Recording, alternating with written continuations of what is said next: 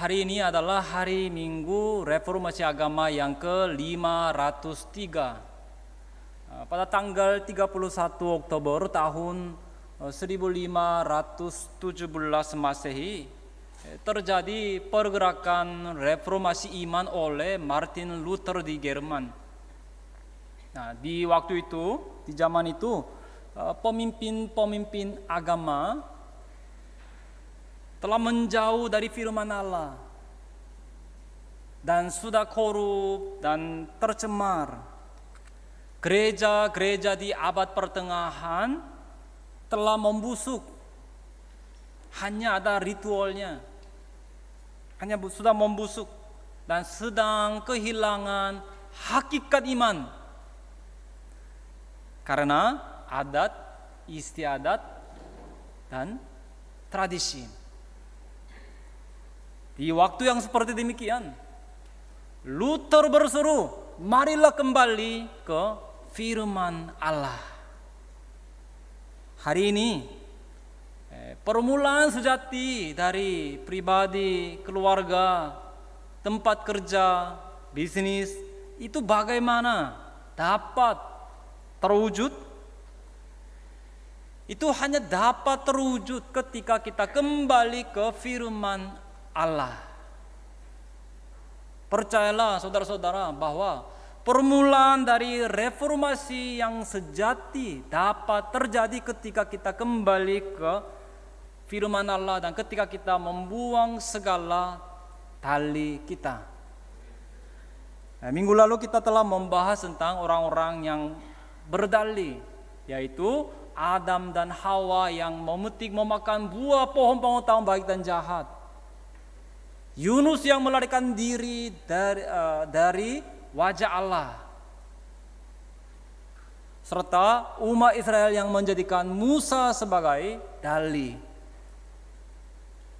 Hari ini berlawanan dengan itu, kita akan membahas tentang orang yang membuang dalih. Siapakah yang seperti demikian? Justus yang tampak di pembacaan hari ini di kitab Perjanjian Baru. Sebenarnya dia adalah orang yang cukup punya alasan jika mau berdalih. Jika lihat di Kisah Para Rasul 1:23 ayat 23 sampai 26, dicatat tentang pemilihan yang cukup bersejarah di gereja mula-mula. Yudas Iskariot yang adalah murid telah mengkhianati Yesus. Dan karena Yudas telah mengakhiri hidupnya dengan bunuh diri, maka perlu diangkat penggantinya. Jadi dia adalah pemilihan untuk memilih seorang rasul yang akan mengisi posisi rasul yang kosong karena Yudas. Saat itu paling tidak ada calon sekitar 120 orang percaya yang sejati. Dari antara mereka disaring dan disaring lagi. Nah, pada akhirnya siapa yang tampak? Hanya 2 orang dari antara banyak orang yang percaya, yaitu Matias dan Justus. Kisah Para Rasul 1 ayat 23. 2 orang yang dipilih sebagai yang terbaik pastilah luar biasa dari segi iman maupun karakter. Tapi hasilnya orang yang dipilih sebagai yang berkualifikasi sebagai rasul adalah Matias. Dan Justus gagal dalam pemilihan yang bersejarah tersebut. Nah, saudara-saudara, waktu itu adalah kesempatan untuk menjadi rasul kan? Rasul. dan kemudian bisa menjadi pemimpin di masa awal agama Kristen.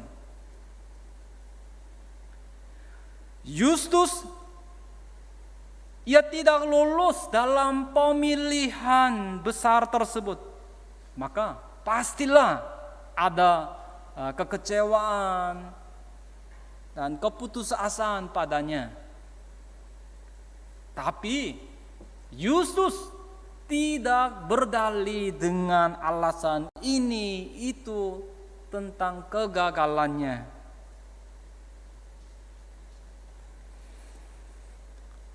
Yang pertama, Justus yang membuang dalihnya dan memikul penderitaan bersama-sama.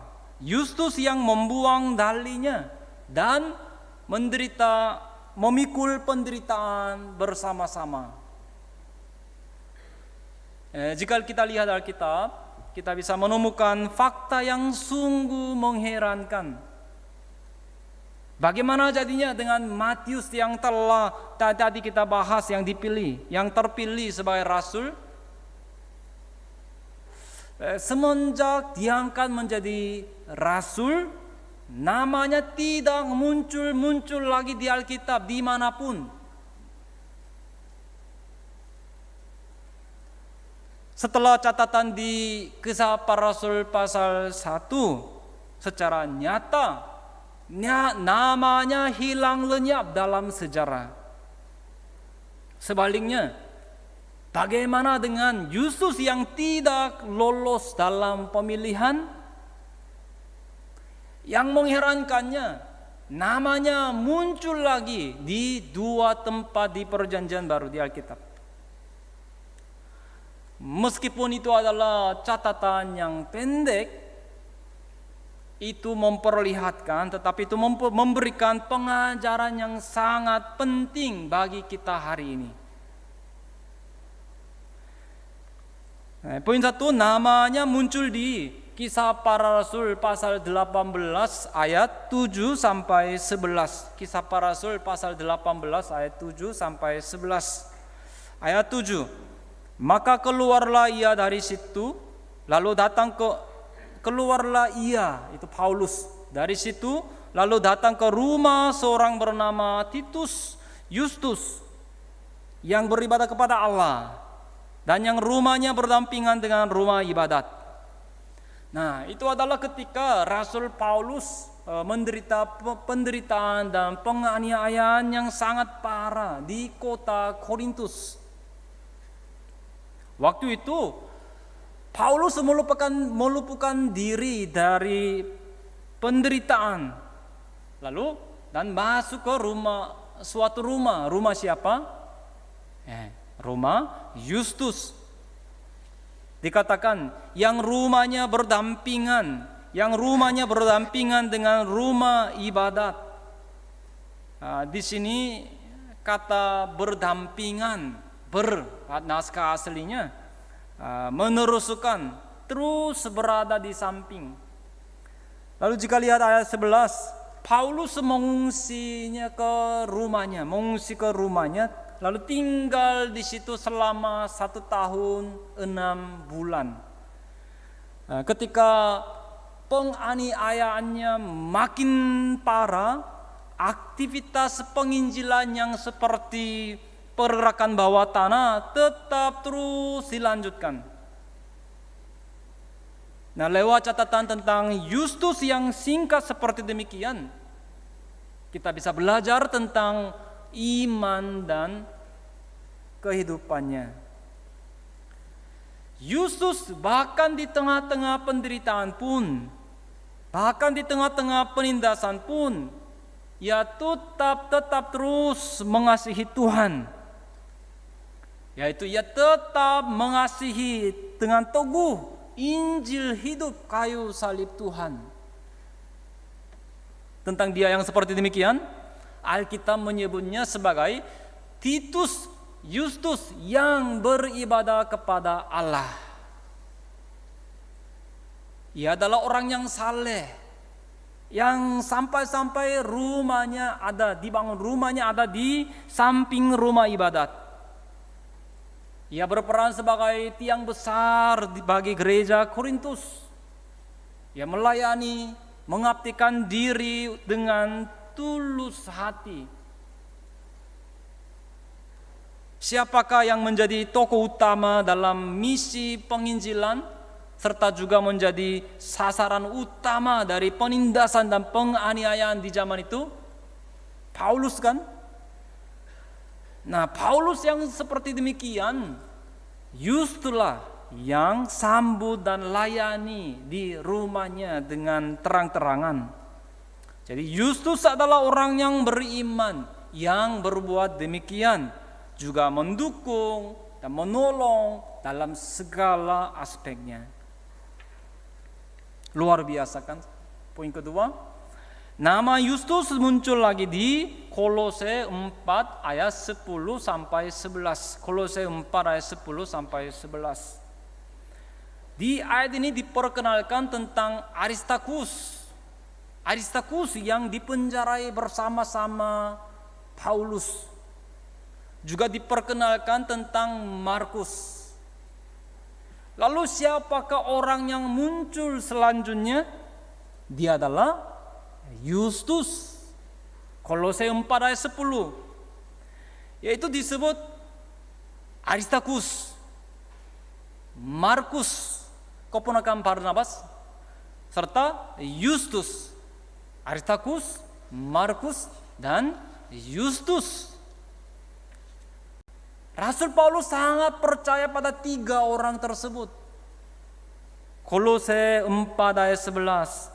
Hanya ketiga orang ini dari antara mereka yang bersunan yang menjadi temanku sekerja untuk kerajaan Allah.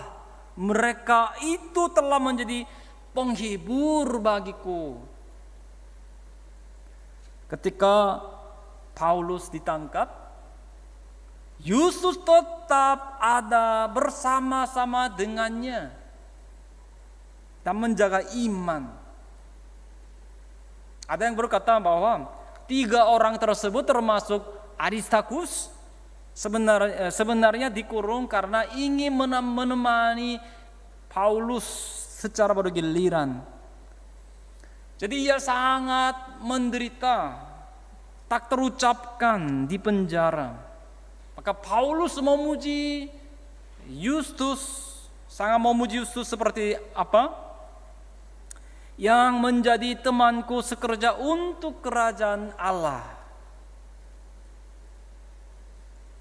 Kalau Alkitab versi Korea, hanya Indonesia sama juga, hanya ketiga mereka ini sajalah yang menjadi temanku sekerja untuk kerajaan Allah. Penilaian yang luar biasa kan saudara. Dan dikatakan bahwa mereka menjadi penghibur bagi Paulus yang sedang berada di dalam kesengsaraan, di dalam penderitaan. Menjadi penghibur bahasa Yunaninya itu paregoria yang juga memiliki arti mengurangi bebannya atau meringankan. Ketika sangat nyeri atau sakit, jika minum obat pereda rasa sakit, rasa sakitnya berkurang atau hilang kan saudara?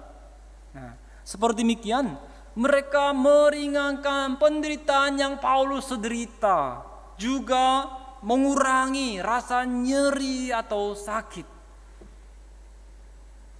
Ketika Yesus digantung di salib, 5 orang yang bersama Yesus di samping salib, betapa mereka menjadi penghiburan bagi Yesus, ya kan?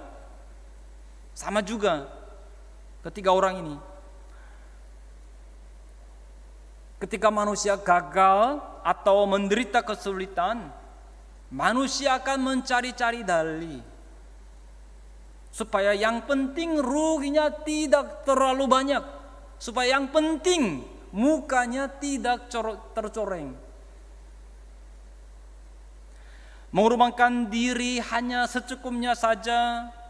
Lalu ketika akhirnya mendapat pengakuan dari orang-orang, merasa puas sendiri.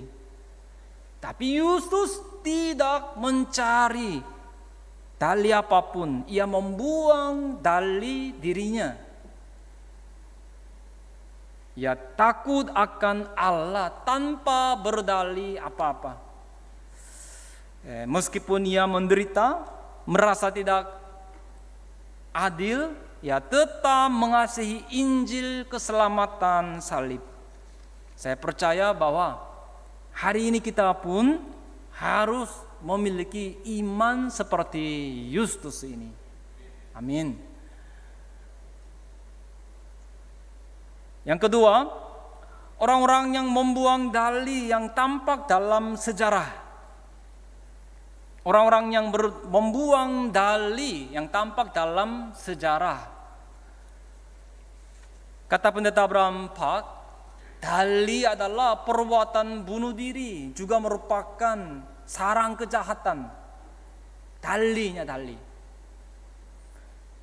Katanya jika ada dalih pribadi, keluarga, bisnis maupun gereja akan hancur. Yang paling Allah tidak suka itu adalah dalih tersebut. Apa itu dalih, saudara? Dalih itu apa? Itu adalah mencari-cari alasan tentang suatu perbuatan yang telah dilakukan. Karena tidak mau dicerca orang atau disalahkan orang, maka jadi bagaimana? Menyembunyikan alasan atau tujuan yang sebenarnya dengan mengedepankan suatu alasan atau bukti yang lain. Itu adalah tindakan mencari-cari alasan dengan mengedepankan beraneka pembenaran. Orang-orang sering membela diri atas apa yang dirinya telah perbuat dengan mengungkit-ungkit hal-hal yang lain, atau mengalihkan kesalahan diri kepada orang lain atau karena lingkungan. Tapi saudara, kita harus tahu bahwa di hadapan Tuhan Allah kita tidak bisa berdalih. Roma 1 ayat 20. Sebab apa yang tidak tampak daripadanya, yaitu kekuatannya yang kekal dan keilahiannya, dapat tampak kepada pikiran dari karyanya sejak dunia diciptakan, sehingga mereka tidak dapat berdalih. Yohanes 15 ayat 22. Sekiranya aku tidak datang dan tidak berkata-kata kepada mereka, mereka tentu tidak berdosa. Tetapi sekarang mereka tidak mempunyai dalih bagi dosa mereka. Orang-orang hebat yang telah memperlihatkan nilai kehidupan yang tinggi dan indah, mereka semua adalah orang-orang yang telah membuang dalih.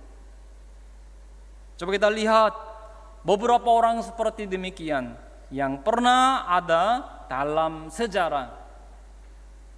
Ada seorang penyanyi terkenal yang dianggap sebagai soprano terhebat di dunia di dalam sejarah, yaitu Madame Schumann Heink, yang mendapat penilaian buruk dari konduktor tim opera di Vienna tentang kemampuan dirinya, talentanya.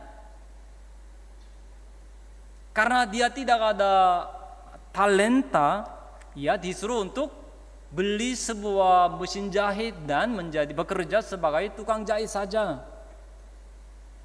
Tapi dia tidak putus asa. Ia bertobat dengan air mata di hadapan Tuhan dan berdoa. Pada akhirnya, meskipun ada penilaian buruk dan situasi yang tidak mencukupi, ia jadi bagaimana? Ia menjadi penyanyi opera yang naik ke puncak dunia karena ia telah membuang dalih. John Milton, penulis puisi di Inggris yang menulis buku berjudul Firdaus yang Hilang, yang sangat terkenal. Suatu hari ia menjadi buta. Karena semenjak kecil ia terlalu banyak membaca buku, matanya terlalu capek sehingga ia akhirnya kehilangan penglihatan. Tapi ia tidak menjadikan kebutaannya itu sebagai dalih. Bayangkan saudara, seandainya ia menyerah dan hanya duduk di rumah, maka apakah karya sastra yang hebat yang memberi pengaruh kepada banyak orang itu bisa dihasilkan?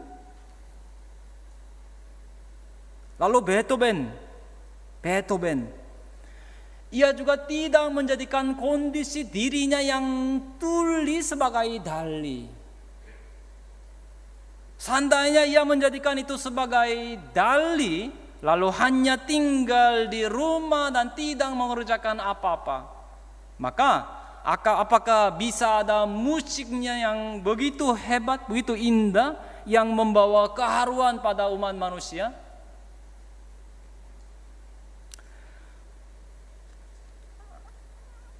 Lalu Robert Louis Stevenson, penulis dari Inggris, ia menderita sakit paru-paru semenjak kecil. Dia ada banyak novel yang terkenal yang dia tulis seperti Treasure Island, Pulau Harta Karun, mungkin saudara pasti baca waktu kecil, atau Dr. Jekyll dan Hyde. Sangat menarik kan? Tapi coba bayangkan saudara, jika hanya berdalih saja sambil menunggu hari kematiannya. Kalau begitu apakah karya-karya yang penuh harapan dan humor itu bisa dihasilkan? Juga ada seorang penulis yang hebat di Inggris, yaitu William Makepeace Thackeray. Ia mencuplik tulisan Pilgrim Progress, lalu menulis novel Vanity Fair, atau ke bahasa Koreanya diterjemahkan Pasar Kehampaan, yang berisikan kritikan satir terhadap masyarakat di zaman itu. Ia berkata, waktu itu aku berada di situasi yang tidak bisa mengelak untuk bunuh diri, gantung diri. Nah, di saat itulah aku bisa menulis karya yang paling lucu dan paling indah. Nah, saudara-saudara, pertanyaannya, siapakah orang yang bisa mewujudkan gambar dan rupa Allah serta kepribadiannya? Itu adalah kita ketika saat kita memiliki keberanian untuk membuang dalih kita. Ketika demikianlah, manusia akan menampakkan nilai yang paling tinggi sebagaimana semestinya sebagai manusia. Benjamin Franklin berkata seperti ini, jika melihat orang berdalih 3 kali, tinggalkanlah orang tersebut. Dan kepada orang yang mencari-cari dalih tersebut, benar-benar jangan percayakan apa-apa. Nah, Yesus adalah pelayan sejati kerajaan Allah yang tidak berdalih. Saya harap agar mulai hari ini, marilah kita menjadi jemaat kudus yang membuang dalih. Saya berdoa dan memberkati dalam nama Tuhan Yesus agar dengan demikian kita semua bisa memulihkan gambar dan rupa Allah serta kepribadiannya. Amin. Yang ketiga, dalih, batasan yang memisahkan di dalam pintu dan di luar pintu. Dalih, batasan yang memisahkan di dalam pintu dan di luar pintu. Jika lihat Lukas pasal 15 ayat 11 sampai 32 di Perjanjian Baru, tampak perumpamaan tentang anak yang berfoya-foya. Dari cerita tersebut kita bisa menemukan dua macam manusia. Anak yang kedua meminta harta bapa, lalu keluar rumah dan memboroskan semuanya. Lalu kehidupannya menjadi sulit, sehingga ia sampai hendak mengisi perutnya dengan ampas yang menjadi makanan babi di kandang babi. Ia menyesal dengan air mata dan bertobat, serta berketetapan hati untuk pulang ke rumah. Setiap harinya bapa menanti di luar pintu. Suatu hari ketika si anak masih jauh, sang bapa telah melihat anaknya yang sedang berjalan pulang.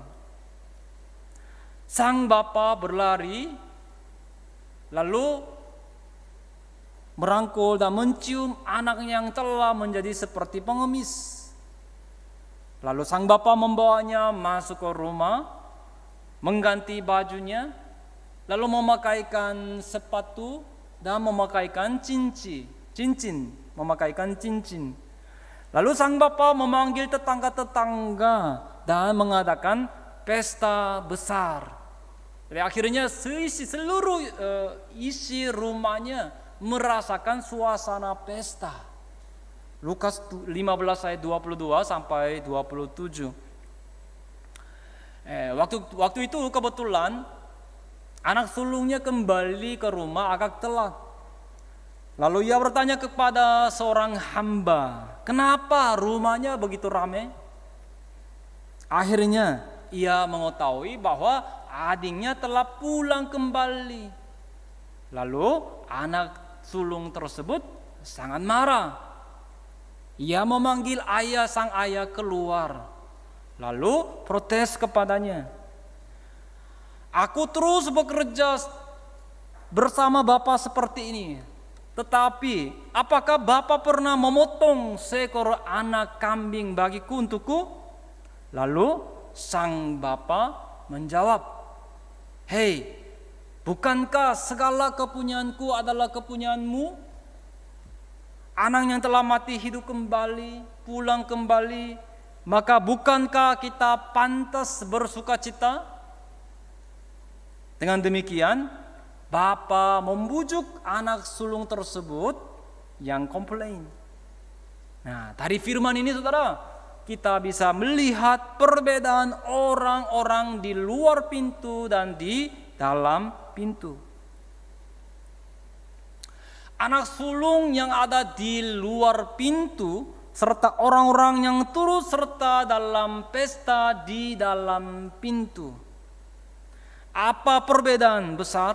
Apa perbedaan besar antara keduanya itu? Di luar pintu adalah tempat yang penuh dengan dalih, kritik, menyalahkan, komplain, ketidakpuasan, dan penilaian buruk. Tidak mau berpartisipasi dalam sukacita Bapa. Kenapa anak sulung tidak suka untuk masuk ke rumah? Seperti Lukas 15 ayat 28. Itu adalah karena ia merasa perbuatan sang bapa itu tidak adil. Ayat 29 sampai 30. Ia menjadikan hal itu sebagai dalih. Ia tidak menganggap pulihnya hubungan bapa dengan adiknya itu sebagai hal yang baik. Sebaliknya, di dalam pintu adalah tempat yang penuh dengan sukacita, pengampunan, akur, dan kasih. Lukas 15 ayat 25. Ketika ia pulang dan dekat ke rumah, ia mendengar bunyi seruling dan nyanyian tari-tarian. Ayat 32, kita patut bersukacita dan bergembira. Pertanyaannya saudara-saudara, di manakah posisi saudara? Apakah saudara sedang berdiri di luar pintu? Apakah sampai hari ini saudara hidup dengan berdalih ini dan berdalih itu? Apakah saudara adalah orang anak berfoya-foya yang di luar pintu? Atau apakah saudara sedang berpartisipasi dalam pesta di dalam pintu? Apakah saudara adalah anak yang berfoya-foya, anak berfoya-foya yang telah bertobat, berbalik kembali dan ada di dalam rumah? Nah, itulah perkara yang terpenting, yang krusial, yang perlu kita pikirkan senantiasa dalam kehidupan iman kita. Saya harap agar kita semua membuang dalih kita dan hidup dengan hanya penuh sukacita dan pengampunan. Saya berdoa dan memberkati dalam nama Tuhan Yesus agar saudara semua menjadi jemaat kudus yang penuh dengan perdamaian dan kasih serta yang tinggal di dalam pintu. Amin. Kesimpulan, awalnya Yustus sangat disayangkan. Ia gagal dalam pemilihan sebagai rasul. Tetapi ia membuang dalih dirinya dan memikul penderitaan bersama-sama. Dan pada akhirnya ia telah menjadi tokoh yang bagaikan tiang dalam agama Kristen. Alkitab berkata, orang yang terdahulu akan menjadi yang terakhir, dan orang yang terakhir akan menjadi orang yang terdahulu. Matius 20 ayat 16, pasal 19 ayat 30, 21 ayat 28 sampai 32 dan sebagainya.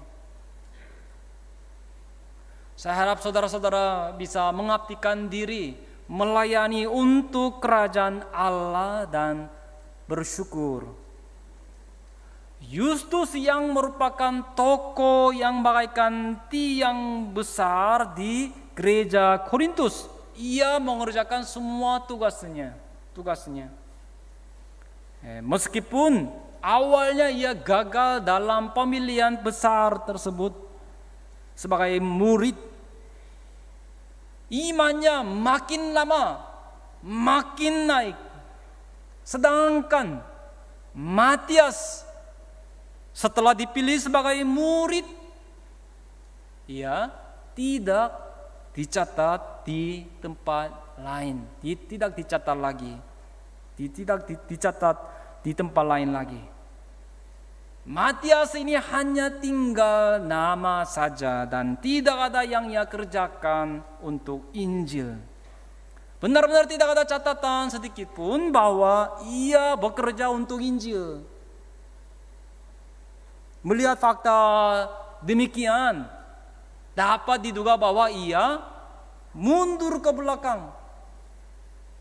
Hari ini saudara, kita pun tidak boleh menjadi seperti Matias yang namanya, Matias yang mana dari luar tampangnya, wah, tapi tidak ada isinya.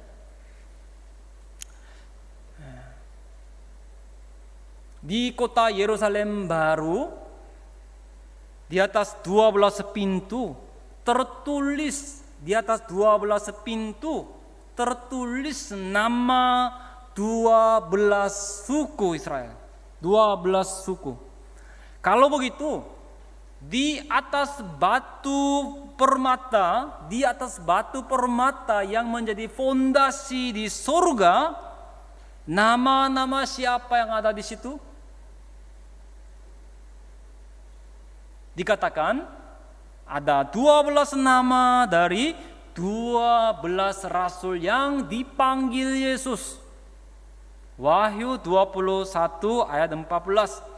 Dan tembok kota itu mempunyai 12 batu dasar, dan di atasnya tertulis nama kedua rasul anak domba itu.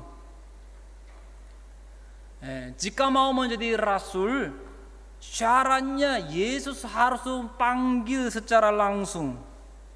Jika Yesus tidak memanggil, maka tidak bisa ada di tingkatan sebagai rasul.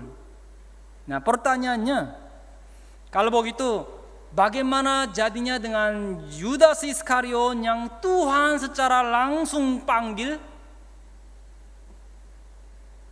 Karena ia tidak percaya, ia gagal dari posisi sebagai batu dasar, fondasi dasar. Lalu bagaimana dengan Justus? Meskipun ia telah menjadi pelayan yang hebat, bagaimana? Karena Yesus tidak memanggilnya secara langsung, maka ia tidak bisa masuk ke sana. Nah, pertanyaannya, kalau begitu bagaimana dengan Matias yang dipilih menggantikan Yudas Iskariot? Apakah Matias ada di antara nama dari 12 rasul? Meskipun ia tidak dipanggil Yesus secara langsung, ia diundi dan ia masuk secara resmi. Tapi pada akhirnya ia gagal. Nah, pertanyaannya terakhir, kalau begitu menggantikan Matias, nama siapakah yang dicatat di kota Yerusalem baru? Ada orang yang secara langsung dipanggil Yesus setelah Yesus bangkit kembali dan naik ke surga. Ia adalah orang yang Tuhan secara langsung angkat di jalan menuju ke Damsyik. Siapakah dia? Rasul Paulus. Dialah yang dipanggil Tuhan secara langsung sebagai rasulnya dan masuk. Jadi Matius gagal dan di tempatnya Rasul Paulus masuk. Makanya Paulus adalah rasul yang sejati. 1 Korintus 1 ayat 1, 9 ayat 2, 15 ayat 9, 1 Timotius 2 ayat 7 dan sebagainya. Saudara-saudaraku yang terkasih, Justus sangat bersusah payah untuk Injil sampai akhir. Yang menempel pada Paulus. Saya harap agar kita pun memiliki iman seperti Rasul Paulus dan Justus sampai akhir. Saya berdoa dan memberkati dalam nama Tuhan Yesus agar saudara semua menjadi orang-orang yang setia di hadapan Injil sampai akhir. Amin.